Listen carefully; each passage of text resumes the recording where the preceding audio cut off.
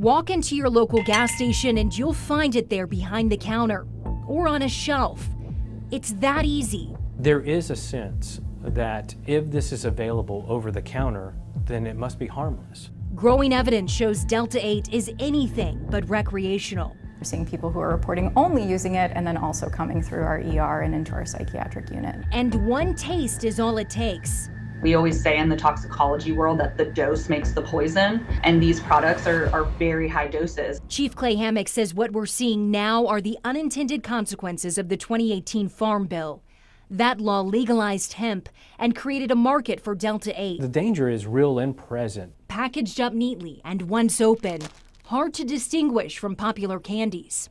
Whenever you are specifically targeting students or young adults, that is where we become concerned. And whether these companies are intentionally targeting young people, they're trying it. A new study found 11% of 12th graders across the country admitted to using Delta-8.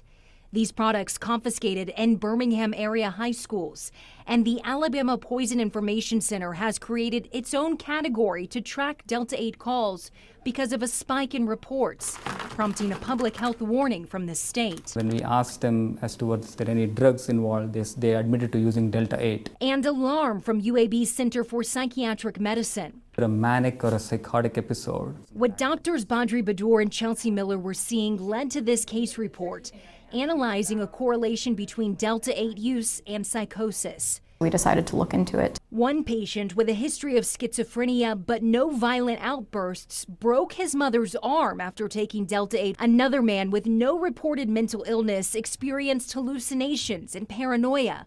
He also admitted to vaping Delta-8. It seems like Delta-8 was probably the trigger maybe for inducing that psychotic or the manic episode. I think just because something is out there and readily available doesn't make it safe, and I think that's the biggest thing that people need to know. It's not controlled. We don't really know what's in these products. The label on most of these products say less than 0.3% THC.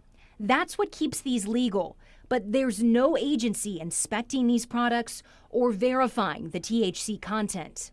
How do you know what you're buying actually is controlled to that 0.3%? You don't.